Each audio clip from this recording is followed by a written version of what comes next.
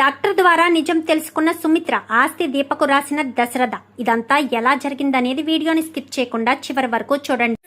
కార్తీక దీపం upcoming episodes లో ఏం జరగబోతుందో ముందుగా తెలుసుకోవాలి అనుకుంటే వీడియోని లైక్ చేసి ఛానల్ ని సబ్స్క్రైబ్ చేసుకుని పక్కనే ఉన్న బెల్ సింబల్ లో ఆల్ పై క్లిక్ చేయండి. మొత్తం మీకు చూసుకున్నట్లయితే సుమిత్ర ఆపరేషన్ జరిగి ఇంటికి వచ్చేస్తుంది.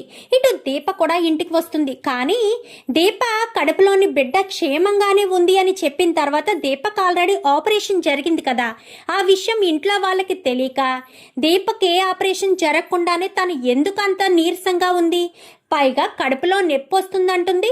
తనకేమీ జరగకుండా మీరే నిర్ణయం మార్చుకున్నాము అని వెనక్కి వచ్చేసాము అని చెప్పారు. మరి ఇప్పుడు ఎందుకు దీప కడుపులో నొప్పి వస్తుంది అంటూ ఇంకా ఆరాలు తీయడం మొదలు పెడతారు. తీసేసరికి ఏదో చెప్పి మొత్తానికైతే కార్తీక్ తప్పించుకుంటాడు.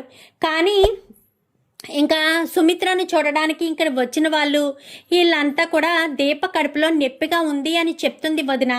దీప కడుపులోని బిడ్డకు ఏమీ కాలేదు, అది మాత్రం నాకు చాలా సంతోషంగా ఉంది అనగానే, అయితే తొందరలోనే మన ఇంట్లో పసిపిల్లలు తిరుగుతూ ఉంటారన్నమాట అని అంతా కూడా సంతోషంగా ఉంటారు. కానీ ఇంకా దశరథు చాలా బాధపడతాడు. ఎందుకంటే తన భార్యను బ్రతికించింది దీపే కదా, కానీ దీపని ఎవరు గుర్తించడం లేదు. ఎందుకంటే దీపేక తన కూతురన్న విషయం దశరథుకి తెలుసు కానీ ఇంట్లో వాళ్ళకి తెలియదు కదా. ఇంకా ఏం చేయాలో అర్థం కాదు. చెప్పాలని ఎన్నిసార్లు ప్రయత్నం చేస్తున్నా కార్తీక్ అడ్డుకోవడం జరుగుతుంది. ఎందుకంటే నిజం బయటకు వస్తే ఎక్కడ దీపను జోష్న ఏదైనా చేస్తుందేమోనని భయంతో. కానీ దశరథ్ మాత్రం నా కూతుర్ని నేను కాపాడుకోలేనా, చెప్పలేనా అని నిర్ణయం తీసుకుంటాడు. నిర్ణయం తీసుకుని అది ఏం చేయాలంటే తన నోటితో చెప్పకుండా ఇంకా డాక్టర్కి ఫోన్ చేసి, డాక్టర్ గారు నాకు ఒక హెల్ప్ చేస్తారా అని చెప్పనేసరికి, ఏంటి దశరథ్ గారు అనగానే, దీప నా కూతురు అన్న విషయం నేను చెప్తానంటే ఎవరూ చెప్పనివ్వట్లేదు.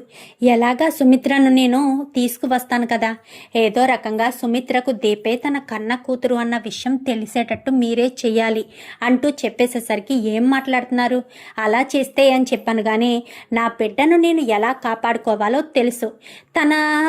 తను ఎంతో కష్టపడి ఆపరేషన్ చేయించుకుని కడుపుతో ఉన్నా కూడా తనకు శక్తి లేకపోయినా బిడ్డను సైతం వదులుకోవడానికి సిద్ధపడింది నా కూతురు. నా కూతుర్ని ఎప్పుడూ కల్లారా దగ్గరికి తీసుకోలేదు. నా కూతుర్ని ప్రేమగా ఆప్యాయంగా చెప్పండి డాక్టర్ అని చెప్పనేసరికి, సరే దశరథ్ గారు అనగానే ఇంకా సుమిత్రను తీసుకుని హాస్పిటల్కి వెళ్తాడు. వెళ్ళేసరికి, ఇప్పుడు మీకు బాగానే ఉందా, ఆపరేషన్ జరిగింది కదా బాగానే ఉందా అని చెప్పాను. కానీ నాకు బాగానే ఉంది డాక్టర్ అని చెప్పనేసరికి, నా కూతురే నన్ను కాపాడింది అనగానే, అవునవును మీ కూతురు దీపే మిమ్మల్ని కాపాడింది అనేసరికి, దీప నా కూతురేంటి అని చెప్పాను. ఓ సారీ అని చెప్పనేసరికి, అనవసరంగా పొరపాటులో నిజం చెప్పేశానే అంటూ కావాలని అంటుంది. పొరపాటులో నిజం చెప్పడమేంటి డాక్టర్, నా కూతురు దీప ఏంటి జోష్న కదా అని చెప్పాను. కానీ అది మేడం అనేసరికి, అదేమీ లేదులే సుమిత్ర, అదేమీ లేదులే అంటూ దశరథ్ కవర్ చేయడానికి చూస్తాడు. మీరిద్దరూ కలిసి ఏదో దాస్తున్నారని నా మనసు కనిపిస్తుంది.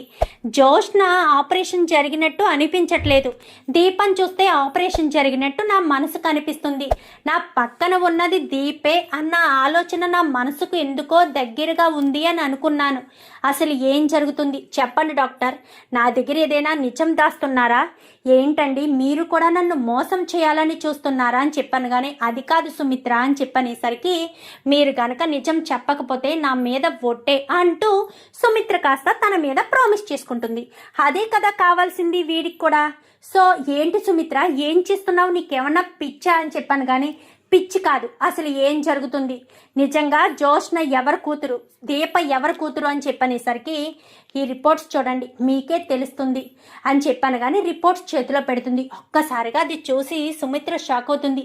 మరి ఎన్ని రోజులు నాకు ఈ విషయం ఎందుకు చెప్పలేదండి అనగానే, నువ్వు తట్టుకోలేవని, ఎందుకంటే నీ కూతురే నిన్ను కాపాడుతుందని నువ్వు ఎంతో ఆశ పెట్టుకున్నావు, నీ కూతురి మీద ఎనలేని ప్రేమ పెంచుకున్నావు. జోష్నే నీ కూతురని, నిన్ను కాపాడగలుగుతుందని నువ్వు తెగ ఆరాట పడుతూ నీలో ఉత్సాహం అవన్నీ నీలో కనిపిస్తున్నాయి. మరి అప్పుడు అలాంటి సమయంలో దీపే నీ కన్న కూతురు అని మేము ఎలా చెప్పగలుగుతాము? చెప్తే నీ మనసు నమ్ముతుందా అనగానే ఏం మాట్లాడుతున్నారండి? మీరు నా భర్త అయినప్పుడు నాకు అబద్ధం చెప్తారా? నా భర్త నాకు అబద్ధం చెప్పడు కదా, నిజమే కదా చెప్తాడు. మరి నిజం చెప్పినప్పుడు మీరు చెప్పింది నేను అబద్ధమని ఎలా అనుకుంటాను? నిజమనే కదా అనుకుంటాను అనేసరికి, ఏమో సుమిత్ర, నువ్వు నమ్ముతావో నమ్మవో అని చెప్పలేకపోయాను అని చెప్పనేసరికి, అసలు జోష్నకు నా కన్న కూతురు కాదు అన్న విషయం తెలుసు సుమిత్ర. దీప ప్రాణాలు కాపాడడం కోసమే నేను చెప్పలేదు. ఆస్తి మొత్తం జోష్నే అనుభవించాలని కోరుకుంటుంది అనేసరికి, చాలా థ్యాంక్స్ డాక్టర్, నాకు ఇప్పుడు ఏం చేయాలో అర్థమైంది అని చెప్పి వెంటనే సుమిత్ర పదండి అనగాని, ఎక్కడికి సుమిత్ర? లాయర్ దగ్గరికి పదండి ముందు అని చెప్పనేసరికి, లాయర్ దగ్గరకా? ఎందుకు సుమిత్ర అనగానే, ముందు పదండి, మనకు ఆస్తి రాసిచ్చారు కదా మామయ్య గారు, మన తదనంతరం మనకు పుట్టబోయే మన కూతురికి అన్నారు కదా, సో ఆస్తి మొత్తం దీప పేరు మీద రాయించేద్దాం అనేసరికి, ఏం మాట్లాడుతున్నావు సుమిత్ర అనగాని, ఆ జోష్ నాట కట్టించాలంటే అదే చేయాలండి, ఆస్తి మొత్తం దీప పేరు మీద రాయించేద్దాం, అప్పుడే జోష్ నాటక్ కడుతుంది. వెంటనే మనం పోలీసులను తీసుకెళ్ళి దీపను కాపాడుకోవాలి అంటే జోష్నను అరెస్ట్ కూడా చేయించేద్దాం, అప్పుడు ఎలాంటి ఇబ్బంది ఉండదు, అప్పుడు మన దీపకు ప్రమాదం జరగదు కదా అని చెప్పనేసరికి, సరే సుమిత్ర అని వెంటనే లాయర్ దగ్గరికి వెళ్తారు. ఏంటి దశరథ్ గారు ఇలా వచ్చారు? ఏమ్మా నీ ఆరోగ్యం బాగానే ఉందా అని చెప్పి ఇంకా లాయర్ అయితే పలకరిస్తాడు. బాగానే ఉంది అని చెప్పనగానే, సరే మీరు ఏంటమ్మా ఈ మధ్య కొంచెం ఆరోగ్యం క్షీణించింది అన్నారు, మరి ఇలా బయట తిరుగుతున్నారేంటి? ఏదైనా ఇంపార్టెంట్ పని మీద వచ్చారా దశరథ్ గారు అనగానే, అవును, మా పేరు మీద మా మామయ్య గారు ఆస్తి రాశారు కదా, ఆస్తి అంతా కూడా మా కూతురు దీపం పేరు మీద రాయండి అనగానే, మీ కూతురు జోష్న కదా అనగానే, కాదు మా కూతురు దీపనే, దీప పేరు మీద ఆస్తి మొత్తం రాసేయండి అని చెప్పనేసరికి, ఒక్కసారి ఆలోచించుకోండి దశరథ్ గారు అనగానే, లేదు ఇది మేము పూర్తి స్పృహలో ఉండి మా మనస్ఫూర్తిగా రాస్తున్నాము, ఒకరి బలవంతం లేదు, ఒకరు చెప్పడం వల్ల మేము ఇదంతా చేయడం లేదు, మా ఇష్టపూర్వకంగానే మేము రాస్తున్నాము అని చెప్పి అనేసరికి, సరే మీ ఇష్టపూర్వకంగానే కదా రాస్తున్నారు, సరే నేను కాగితాలు రెడీ చేస్తాను అనగానే, మేము వెయిట్ చేస్తాము అని చెప్పనేసరికి వెంటనే ఇంకా అతను అక్కడే ఉండి రాస్తాడు. హాస్పిటల్కి వెళ్ళిన వాళ్ళు ఇంకా రాలేదేంటి అని ఇంటి దగ్గర ఎదురు చూస్తూ ఉంటారు. శివనారాయణ అయితే దశరథకి ఫోన్ చేస్తాడు. ఏంటి దశరథ ఎక్కడున్నారు అనగానే, వచ్చేస్తున్నాం నాన్న, మధ్యలో చిన్న పనుండి ఆగాము, వచ్చేస్తున్నాము అనేసరికి, సరే అయితేని ఇంటి దగ్గర అందరూ ఎదురు చూస్తూ ఉంటారు.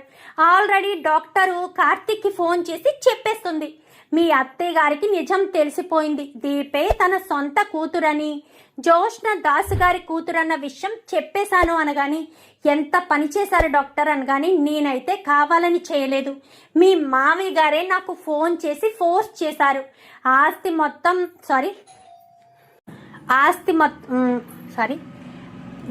వారసురాలు దీపే అన్న విషయం చెప్పేమని చెప్పారు, అందుకే మరి చెప్పేశాను, నా తప్పేమీ లేదు కార్తీక్ అనేసరికి, మరి ఇప్పుడు మామయ్య ఎక్కడికి వెళ్ళాడు? చాలాసేపు అయింది కదా మామయ్య వెళ్ళి, మరి ఇప్పటి వరకు మామయ్య రాకపోవడం ఏంటి?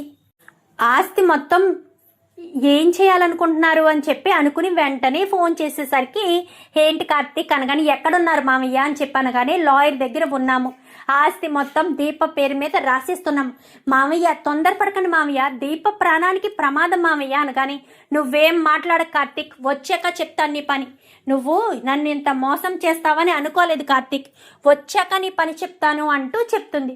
చెప్పేసేసరికి ఆస్తి మొత్తం రాసేసారని డాక్యుమెంట్స్ ఇచ్చి శివనారాయణకి ఫోన్ చేసి చెప్తాడు లాయరు. ఎందుకు దీప పేరు మీద ఆస్తి రాశారు అనగానే, తెలియదండి, ఎందుకో ఏంటో తెలియడం లేదు, ఆస్తి మొత్తం రాసేశారు, కానీ ఎందుకో ఏంటి అని అడగడానికి, సమాధానం చెప్పడానికి, పైగా మీకు చెప్పి మీ సలహా సూచన తీసుకోవడానికి కూడా నాకు అవకాశం లేదు, అందుకే ఏమీ చేయలేకపోయాను శివనారాయణ గారు, నన్ను క్షమించండి అంటూ చెప్పేసేసరికి నాకేమీ అర్థం కావట్లేదు, అసలు వీళ్ళు ఇలా ఎందుకు చేశారు, తొందరపాటి నిర్ణయం ఎందుకు తీసుకున్నారని ఆలోచనలతో ఉండగానే ఇంటికి వస్తారు. రావడంతో వెనకాలే ఇన్స్పెక్టర్ వస్తారు. ఇన్స్పెక్టర్ గారిని తీసుకొచ్చావేంటి దశరథ అనగానే, జోష్నను పారిజాతం పిన్నిని అరెస్టు చేయించడానికి నాన్న అని చెప్పనేసరికి జోష్నను పారిజాతాన్ని అరెస్టు చేయించడమా, వాళ్ళేం తప్పు చేశారు అనగాని, ఏం తప్పు చేశారా, నువ్వు పెళ్లి చేసుకుని ఇంటికి తీసుకొచ్చినందుకు గాను వాళ్ళు తిన్నింటి వాసాలు లెక్క పెట్టారు. తన కొడుకు కూతురైన దాసు కూతుర్ని తీసుకొచ్చి నా కూతుర్ని చేసి నా కూతుర్ని రోడ్డు పాలు చేశారు. సుమిత్రకు బోన్ మ్యారో ఇచ్చి ఆపరేషన్ చేయించింది ఎవరనుకుంటున్నావు? జోష్నని అనుకుంటున్నావా నాన్న? కాదు, దీపాది నిర్ణయం తీసుకోవడానికి మరొక కారణం కూడా ఉంది. అది ఏ తల్లి చెయ్యని త్యాగం. అది తన కడుపులో బిడ్డ చనిపోతుంది అని తెలిసినా గాని దీప సుమిత్రను బ్రతికించడానికే ప్రయత్నం చేసింది. ఆ భగవంతుడు తనకు తోడుగా ఉండడం వల్ల తన కడుపులోని బిడ్డకు ఏ ప్రమాదం జరగకుండా అటు సుమిత్రను కాపాడుకుంది, ఇటు తన కడుపులోని బిడ్డను కూడా కాపాడుకుంది దీప అని చెప్పనేసరికి, ఏం మాట్లాడుతున్నావు అన్నయ్య అని చెప్పాను. కానీ ఇదే నిజమమ్మా, నువ్వు దీపను తప్పు పడుతున్నావు. దీప తప్పు చేసింది అంటున్నావు. ఆపరేషన్ ఏమీ జరగకుండా దీప ఎందుకు నొప్పితో నీరసంగా ఉంది అని అడిగారు. ఎందుకంటే మీ వదినికి బోన్ మ్యారో ఇచ్చి ఆపరేషన్ చేయించిందే దీప. జోష్నకు కేవలం మత్తు మాత్రమే ఇచ్చారు అంటూ చెప్పేసేసరికి, నమ్మశక్యంగా లేదన్నయ్య, మరి ఈ విషయాలన్నీ అనగానే మీ వదిన తట్టుకోలేదని, మీ వదిన జోష్ననే తన సొంత కూతురు అనుకుంటుంది కాబట్టి జోష్న తన సొంత కూతురు కాదు అని తెలిస్తే తట్టుకోలేదు అనే ఒకే ఒక్క కారణం చేత ఇన్ని రోజులు నిజాన్ని బయట పెట్టలేదు అంటూ దశరథ్ కాస్త నిజాన్ని మొత్తం బయట పెట్టేస్తాడు. జోష్ననైతే పోలీసులు అరెస్టు చేసి జోష్నని పారిజాతాన్ని పోలీసులు అరెస్ట్ చేసి తీసుకువెళ్ళిపోతారు. ఇంకా దీపనైతే సుమిత్ర దగ్గరికి తీసుకుని, అమ్మా దీప, నీ తల్లిని నువ్వు కాపాడుకున్నావా? నీ తల్లిని నీకు జన్మనిచ్చిన రుణం తీర్చుకోవడానికి నిన్ను ఎప్పుడూ నా కన్న బిడ్డలా దగ్గరికి తీసుకున్నది కూడా లేదు. అయినా సరే నువ్వు నీ కన్న తల్లి రుణం తీర్చుకోవడానికి నీ కడుపులో ఉన్న బిడ్డను సైతం వదులుకోవడానికి కూడా సిద్ధపడ్డావు. నీలాంటి కూతురు నాకు దొరికినందుకు నాకు చాలా సంతోషంగా ఉంది అంటూ సుమిత్ర కాస్త దీపను హత్తుకుంటుంది. చూద్దాం మరి రాబోయే ఎపిసోడ్స్లో ఇలాగే జరగాలని మీరు కూడా కోరుకుంటే వీడియో నచ్చితే లైక్ చేసి ఛానల్ని సబ్స్క్రైబ్ చేసుకుని పక్కనే ఉన్న బెల్ సింబల్లో ఆల్ పై క్లిక్ చేయండి. Thank you for watching.